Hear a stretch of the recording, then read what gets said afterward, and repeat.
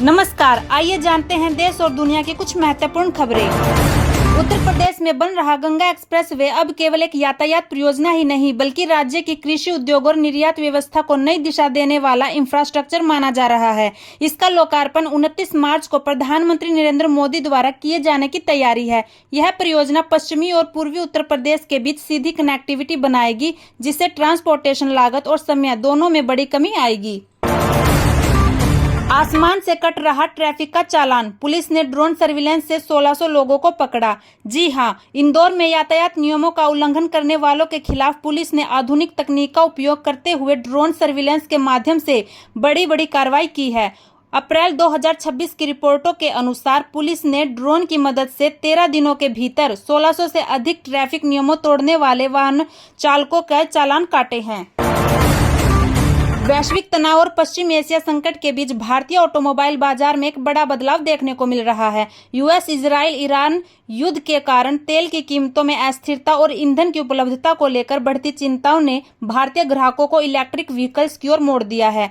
FADA के ताजा आंकड़ों के अनुसार नई कारों की बिक्री में इलेक्ट्रिक व्हीकल्स की हिस्सेदारी मात्रा एक महीने में 3.5% से बढ़कर 5.1% हो गई है। दिल्ली सरकार में मंत्री प्रवेश वर्मा ने आम आदमी पार्टी और उसके प्रमुख अरविंद केजरीवाल पर तीखा हमला बोलते हुए कई गंभीर आरोप लगाए हैं। उन्होंने कहा कि केजरीवाल ने पहले दिल्ली में शीश महल बनाया और अब एक और आलीशान ठिकाना खड़ा किया है। प्रवेश वर्मा ने केजरीवाल पर निशाना साधते हुए उन्हें रहमान डकैत कह दिया है। एक कड़े मुकाबले में बांग्लादेश प्रति व्यक्ति आय के मामले में भारत से थोड़ा आगे निकल गया है। हालांकि यह अंतर बहुत कम है, फिर भी इसने बदलती आर्थिक गतिशीलता को लेकर वैश्विक स्तर पर चर्चा छेड़ दी है। अमेरिका ने फ्रीज की ईरान की $344 मिलियन की क्रिप्टो करेंसी। अमेरिका ने ईरान से जुड़े कई वॉलेट पर प्रतिबंध लगाते हुए उसकी $344 मिलियन की क्रिप्टो करेंसी फ्रीज कर दी है। ट्रंप प्रशासन ने चीन की एक बड़ी तेल रिफाइनरी पर प्रतिबंध लगा दिया है क्योंकि उसने अरबों डॉलर का ईरानी तेल खरीदा था। यह कदम व्हाइट हाउस के उस व्यापक अभियान का हिस्सा है जिसका मकसद ईरान की आय के मुख्य स्रोत यानी उसके तेल निर्यात को पूरी तरह बंद करना है। इसके साथ ही विभाग ने लगभग 40 शिपिंग कंपनियों और जहाजों पर भी प्रतिबंध लगाया है जो ईरान के शैडो फ्लीट के रूप में काम करते हैं। ये प्रतिबंध ऐसे समय में लगाए गए हैं जब कुछ हफ्तों में राष्ट्रपति डोनाल्ड ट्रंप अपने चीनी समकक्ष शी जिनपिंग से चीन में मिलने वाले हैं। परीक्षा केंद्र में जनेऊ उतरवाने पर बवाल। कर्नाटक के बेंगलुरु में मदिवाला स्थित कृपानिधि कॉलेज के CET केंद्र से एक चौंकाने वाली घटना सामने आई। एक छात्र का आरोप है कि उसे अंदर जाने से रोक दिया गया। कारण बताया गया कि जनेऊ उतारो वरना एग्जाम नहीं। छात्र ने बताया कि करीब 7 छात्रों से जनेऊ उतरवाया गया। उनके सामने कोई विकल्प नहीं था, मजबूरी में जनेऊ उतारना पड़ा। असर ऐसा हुआ कि पेपर भी ठीक से नहीं हो पाया। पंडित धीरेन्द्र शास्त्री हमेशा अपने बयानों को लेकर सुर्खियों में रहते हैं। उन्होंने नागपुर में एक कार्यक्रम के दौरान कहा कि पूरे भारत में कहीं आपदा आती है तो लोग प्राण बचाकर भागते हैं, लेकिन हमारे RSS का एक कार्यकर्ता वहां जाकर प्राण बचाता है। हम पूरे भारत से प्रार्थना करेंगे कि वे बच्चे तो 4 पैदा करें लेकिन एक RSS को दे ताकि दूसरों को बचाने में काम आएंगे। कार्यक्रम के दौरान उन्होंने राष्ट्रीय स्वयंसेवक संघ की जमकर तारीफ की। प्रयागराज में लगातार दूसरे दिन तापमान 45.2 डिग्री सेल्सियस तक पहुंच गया, जो प्रदेश में सबसे गर्म रहा और पिछले 11 वर्षों में अप्रैल का सबसे तीखा तापमान है।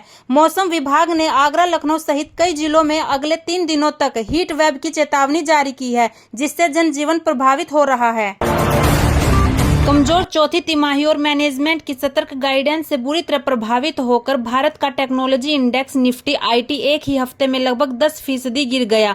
खास बात तो ये है कि इंडेक्स ने 5 हफ्तों की बढ़त को एक ही हफ्ते में गंवा दिया और एक ऐतिहासिक गिरावट की शुरुआत कर दी। आंकड़ों को देखें तो टेक इंडेक्स में गिरावट की वजह से निवेशकों को 2.5 लाख करोड़ रुपए का नुकसान हो चुका है। दिल्ली कैपिटल्स ने 264 रन का विशाल स्कोर खड़ा किया, लेकिन पंजाब किंग्स ने IPL इतिहास का सबसे बड़ा रन चेंज करते हुए 6 विकेट से जीत दर्ज कर ली। यह मुकाबला लीग के इतिहास के सबसे रोमांच और रिकॉर्ड तोड़ मैचों में शामिल हो गया।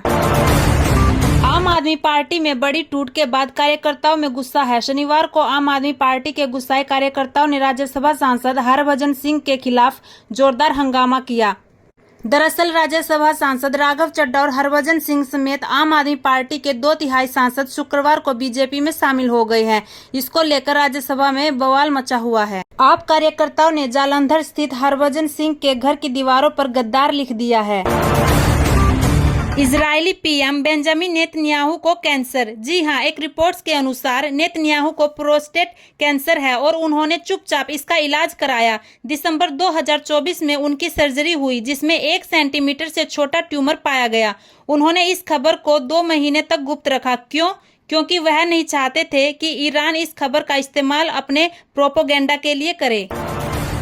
देश और दुनिया की ऐसी ही लेटेस्ट खबरों को जानने के लिए हमारे चैनल फास्ट ट्रैक न्यूज को लाइक, शेयर और सब्सक्राइब जरूर करें। धन्यवाद।